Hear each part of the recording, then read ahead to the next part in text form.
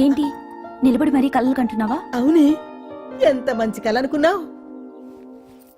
వాడి మనసులో ఏముందో వాడి కళ్ళలోనే చూడగలని. వాడు అంజలిని ప్రేమిస్తున్నాడు. ఆ అమ్మాయి కూడా వాడంటే ఇష్టపడుతోంది. కాకపోతే ఆ విషయం వాళ్ళిద్దరికీ తెలియడం లేదు. వాళ్ళిద్దరికీ ఒకటయ్యే రాత ఉంది కాబట్టి ఆ దేవుడు వాళ్ళని ఇక్కడ ఇలా కలిపాడు. అవును, మనం ఇష్టపడే వాళ్ళు మనల్ని ఇష్టపడడం అనేది అందరికీ దక్కే అదృష్టం కాదే. అవును, ఆ అదృష్టం అందరికీ దక్కదు. ఏమండి ఏమండి ఎదురింటి వెంకటలక్ష్మికి వాళ్ళ ఆయన నెక్లెస్ కొనిచ్చారంట, నాకు కొనరు. వెనకే వెంకట్రావు ఆవిడకి విడాకులు ఇచ్చేసాడట, నీకు ఇచ్చేమంటావేటి? చిచి, పెళ్ళి ఇన్నాళ్ళైనా ఓ నగ లేదు, నట్ట లేదు, ఓ పిల్ల లేదు, పీచు లేదు. దానికి నన్నేం చేయమంటావే? ఆసనాలు మానేసి కాపురం చేయమంటాను. అన్నమైనా మానేస్తాను గానీ ఆసనాలు మాత్రం మాన్నా. అయినా లోపం నీలో పెట్టుకొని నా మీద ఏడుస్తావేటి? లోపం నాలో కాదు, మీలోనే ఉంది. నీలోనే ఉంది. మీలోనే చంపేస్తాను, నీలోనే ఉంది. సరే సరే, లోపం మీలో ఉంటే మీరే పోతారు, నాలో ఉంటే నా పసుపు కుంకాలే పోతాయి. అలా అన్నావు, బాగుంది. ఏటిది? ఎటైనా పోయేది మనమే కదా. ఇలా ఆరోగ్యం మహాభాగ్యం కార్యక్రమంలో ఆసనాలు వచ్చేస్తున్నాయి. ఆసనాల వల్ల కలిగే ఉపయోగాల గురించి తెలుసుకున్నాం కదా. వచ్చేస్తున్నాయి. ఇప్పుడు ద్విపాద శిరాసనం ఎలా వేయాలో చూద్దాం. అలాగే. మొదట మీ రెండు కాళ్ళను ముందుకు చాపండి. చాపాను. ఇప్పుడు మీ కుడి కాలును మెల్లగా మీ కుడి భుజం మీదకి చేర్చండి. అలాగే. అలాగే మీ ఎడమ కాలును కూడా మెల్లగా మీ ఎడమ భుజం పైకి చేర్చండి. ఇప్పుడు మీ రెండు చేతులతో నమస్కరించండి. ద్విపాద శిరాసనం ఎలా వేయాలో చూశారు కదా. చూశాను. ఎలా తీయాలో వచ్చే వారం తెలుసుకుందాం. Until then bye. ఎలా తీయాలో వచ్చేవారు చెప్తావా? ఆమె చంపేశాడే.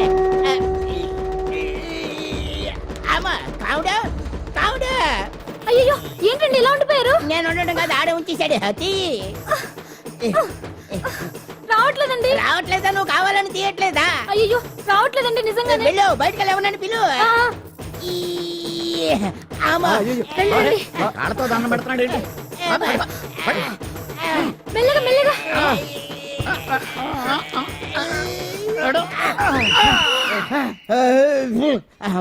ఏమయ్యా, ఈ వయసులో ఈ పిచ్చాసనాలు ఎందుకు నీకు?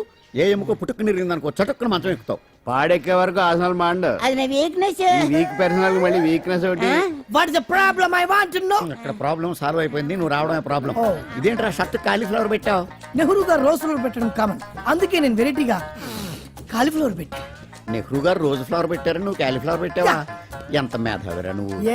మీరు కూడా నాలాగా కొత్తగా థింక్ చేయండి, మీరు మేధావులు అనిపించుకోండి. ఓ పని చేయి, ఆ కాలిఫ్లవర్ ప్యాంట్ దగ్గర పెట్టుకో, ఇంకా కొత్తగా ఉంటది. What a brilliant idea. I love you. I will try now only. అందరూ నోటితో తింటున్నారు కదా, నీడు తేడాగా తింటున్నాడేమో. ఆల్రెడీ అలాగే తింటున్నాడు. పుకారం, సిద్ధాంతికి నా జాతకం చూపించానన్నావు, ఏం చెప్పాడు? అబ్బో, నీ జాతకం లాంటి జాతకం తన సర్వీస్ లో చూడలేదంట బావా. ఇవాళ నుంచి నీ పేరు మోత మోగిపోతుందట. గుడిసెలో నీ పేరే, గుడారాలో నీ పేరే. ఏంటి అక్కడ హడావిడి? నువ్వు ఇక్కడికి వస్తున్నట్టు తెలిసి అభినందన సభ పెట్టుంటారు. అవిగో బ్యానర్లు. మినిస్టర్ భగవాన్ నా బిడ్డకు తండ్రి. మినిస్టర్ భగవాన్ నా బిడ్డకు తండ్రి. బావో, ఇదేదో నీకు యాంటీటెంట్ లో ఉంది బావా. యాంటీటెంట్?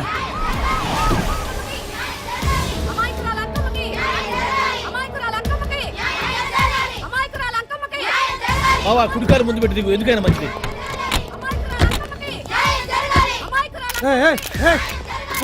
ఏంటిదంతా?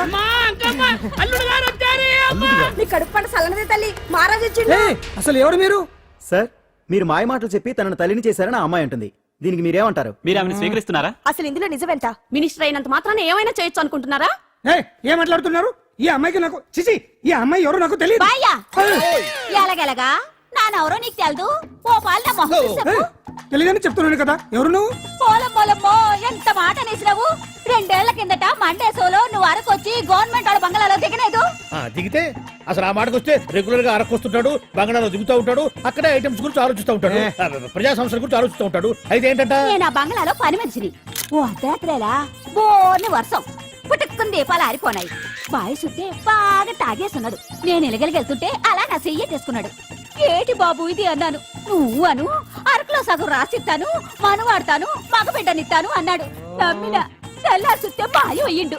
మగబిడ్డ అయితే పుట్టిండు, మనువు మాత్రం వాళ్లేదే తల్లి.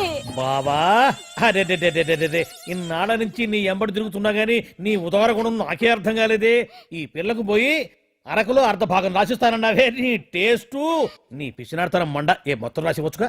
నోర్మై ఇది ఎవరో తెలియదు అంటుంటే ఏయ్. మీ రక్తం పంచుకొని పుట్టే పుట్టోడు చూడండి. రాత్రి నుంచి అయ్య కావాలని ఒకటే ఏడుపు. ఎవడు వీడా? నల్లెక్కున్నాడు. ఒక ముద్దు పెట్టుకోలేడు గారు. బావా రంగు అయితే తెల్లదే గానీ పోలికలు మాత్రం నీకులాగే ఉన్నాయి బావా. రే వీడు నా కొడుకేంట్రా? కాదని గ్యారంటీ ఏంటి? పాండు కన్ఫర్మ్ వీడి వాడు వాడే వీడు అన్నా. ఆ? అన్నమ్మా ఇదంతా నువ్వు ఆడుస్తున్న నాటకం అన్నమాట. ఆడిస్తున్నది నేనే, కానీ నాటకం కాదు, నిజం. కాదు ఇదంతా అబద్ధం. మాటలతో చెప్తే సరిపోదు, ప్రజల మనిషివి కదా, నిరూపించుకోవాలి. అంటే ఏంది ఇప్పుడు నువ్వనేది? మా బావను కూడా సీతమ్మ వారిలాగా మంటల్లో దూకమంటావా? ఇదిగో పరువు కోసం ప్రాణం ఇచ్చే వంశం మా బావదే. కావాలంటే మంటలు పెట్టచ్చు, దూకుతాడలేదు. ఏం బావా దూకడంట? ఈ దూకటాలు దాకటాలన్నీ పురాణ కాలమే, ఇది కలికాలం. అదేదో అంటారే డిఎన్ఏ టెస్ట్ అని, అది చేస్తే నిజం తేలిపోతుంది. ఏ టెస్ట్ కైనా నేను రెడీ. బావో తొందరపడి కమిట్ కావద్దు, ఇట్లా చెప్తా. ఏంది బావా డిఎన్ఏ టెస్ట్ అంటే అది ఏమన్నా యూరిన్ టెస్ట్ అనుకుంటావా ఏంది? పుట్టు పూర్వోత్తరాలు మొత్తం బయటపడతాయా? పైగా ఆ టెస్ట్ లో గనక వాడు నిజంగా నీ బిడ్డేనని బయటపడింది అనుకో, ఆ అంకాలమ్మని నీకు అంటగట్టేస్తారు. ఇక జీవితాంతం జుంబారే జుంబకురే అనుకుంటా తిరగాల్సి వస్తుంది. ఎప్పుడన్నా మేము నేను చూడాలనుకుంటే అడవికి రావాల్సి వస్తుంది. పైగా వాడు డిఎన్ఏ కోసం అంతగా పట్టుబడుతున్నాడంటే ఇందులో ఖచ్చితంగా నిజం ఉండే ఉంటుంది. ఏంట్రా నిజం? దాన్ని చూసిన గుర్తు కూడా లేదు నాకు. నీకెక్కడ గుర్తుంటుంది బావా? నువ్వు చూసిన ఐటమ్స్ ఏమన్నా ఒకటా రెండా? పైగా ఆ రోజు తమరు మందు మత్తులో కూడా ఉన్నారంట. అందుకని ప్రస్తుతానికి ఇక్కడి నుంచి జంప్ అయిపోవడం బెటర్. ఇదంతా పెద్ద విషయాల కుట్ర. దీన్ని నేను ఖండిస్తున్నాను. మాట రాసుకోండి. నేను ఇక్కడి నుంచి వర్కౌట్ చేస్తున్నాను.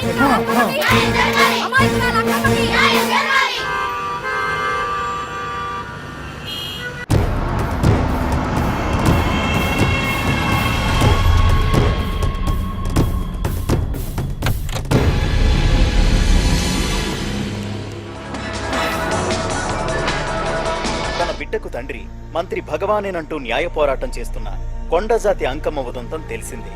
కాగా నిన్న అర్ధరాత్రి గుర్తు తెలియని కొందరు వ్యక్తులు అంకమ్మ శిబిరంపై దాడి చేసి అక్కడున్న వాళ్ళందరినీ గాయపరిచి అంకమ్మను తీసుకువెళ్లిపోయారు. ఇది ముమ్మాటికి మంత్రి భగవాన్ పనేనని మహిళా సంఘాలు ఆందోళన వ్యక్తపరుస్తున్నాయి. బావా బావా బావా బావా బావా బావా బావా బావా ఇప్పుడు అర్థమైంది బావా నువ్వేంటో. అసలు నీకు నువ్వే సాటిపో బావా. నువ్వు అడకపోయినా సరే నీకు అర్జెంట్ గా ఒక ఐటమ్స్ పార్టీ అరేంజ్ చేద్దాం అనిపిస్తుంది బావా.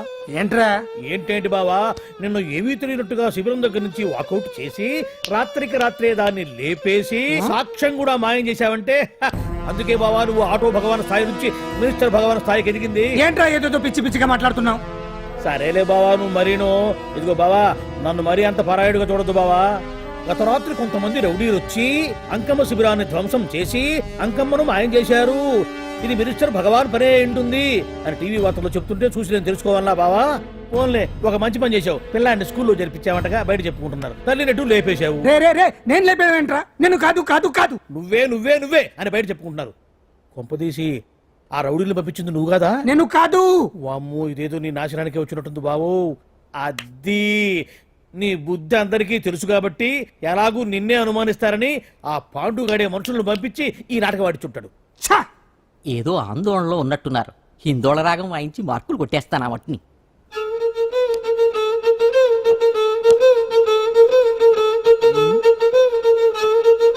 దగ్గరకు వచ్చి వాయించండి.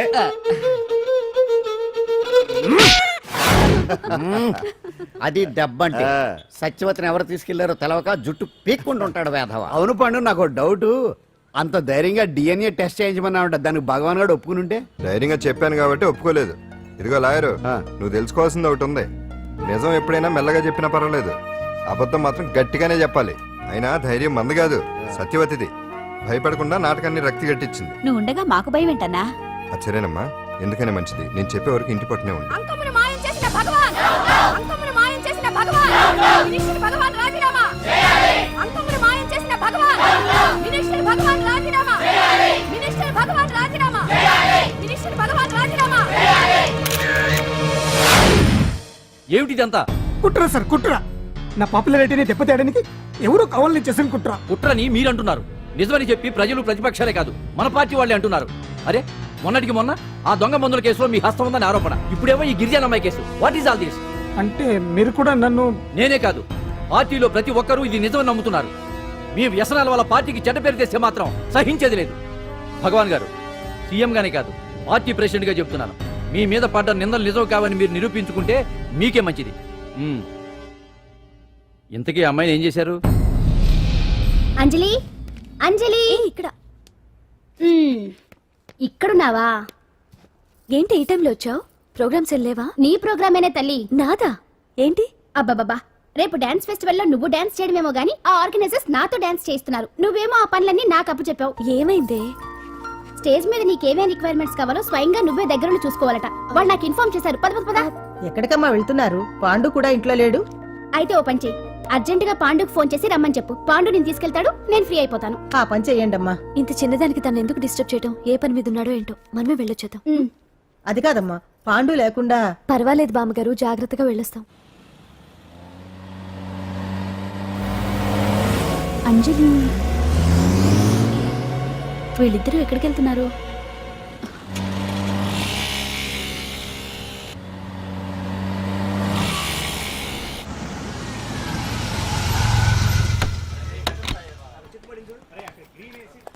రా అంజలి, పద.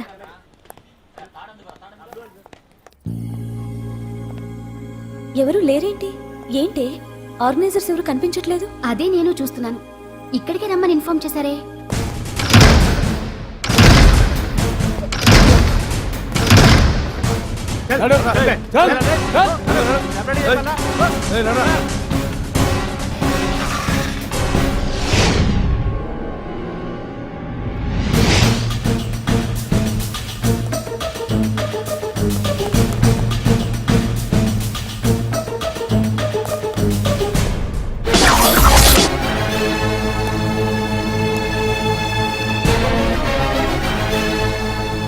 హాయ్ అంజలి, ఏంటి నేను ఇక్కడ ఉన్నందుకు షాక్ అయ్యావా?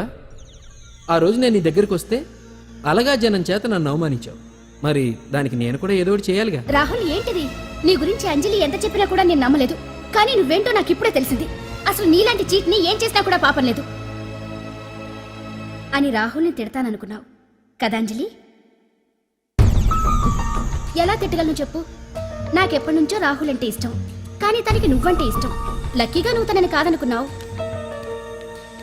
నేను కావాలనుకున్నాను. నీకో విషయం తెలుసా? రాహుల్ నన్ను పెళ్లి చేసుకుంటానన్నాడు. కట్నంగా నేను తీసుకొచ్చి అప్పు చెప్పమన్నాడు. పాండు టింబర్ డిపోకి వెళ్ళాడని తెలిసే నీ దగ్గరకు వచ్చి ఈ నాటకం ఆడాను. నీ జీవితం కన్నా నా జీవితం నాకు ముఖ్యం కదా. అర్థం చేసుకో అంజలి. సారీ. ఇప్పటికైనా ప్రాక్టికల్గా ఆలోచించు. భగవాన్ గారు చెప్పిన దానికి నువ్వు ఎస్ అంటే క్యాచ్ బాగా పట్టానా? చిన్నప్పుడు క్రికెట్ ఆడేవాడిని. అంజలి, కోపంలో కూడా నువ్వు చాలా అందంగా ఉంటావు. అందుకే నిన్ను మర్చిపోలేకపోతున్నాను. అప్పటికి ఇప్పటికి నీలో గ్లామర్ బాగా పెరిగింది. ఏంటి అంత కోపంగా ఉన్నావు? ఓ, నీకు ఇష్టం లేకుండా తీసుకువచ్చానా? ఇష్టపడి రమ్మంటే నువ్వు రాలేదుగా. అయినా నేను నిన్ను ఏ అడిగాను? పెళ్లి చేసుకోమన్నానా? పిల్లలు కనమన్నానా? ఒకే రోజు నాతో గడపని అడిగాను. దానికి ఎంతో హడావిడి అవసరమా? పోనీ నన్ను కాదని నువ్వేమన్నా సుఖపడ్డావా? డ్రగ్ కేసులో ఇరికిస్తే అందులో నుంచి బయటపడడానికి నానా ఇబ్బందులు పడుతున్నావు. ఒక్కసారి ఊ అంటే ఊరుకో బావా, నువ్వు ఎంత చేసినా ఊ అనకుండా ఊహు అంటానికి ఆ అమ్మాయి ఏమైనా పిచ్చి పిల్ల? ఏమా చూడమ్మా, చరిత్రలో పరాయాడదాని మీద మోజుపడ్డ ఏ ఎదవా బాగుపడలేదు బావా అని నేను ఎంత చెప్పినా వెనక దగ్గర. అదిగో అంత ఉంది మా బావకి నీ మీద. ఆ పాండుగడికి ఏముంది? కొవ్వుంది. వాడు నేను నడిపే డ్రగ్స్ ఫ్యాక్టరీ మూయించాడు. జనం అందరిలో నా పరువు తీశాడు. చెప్తా.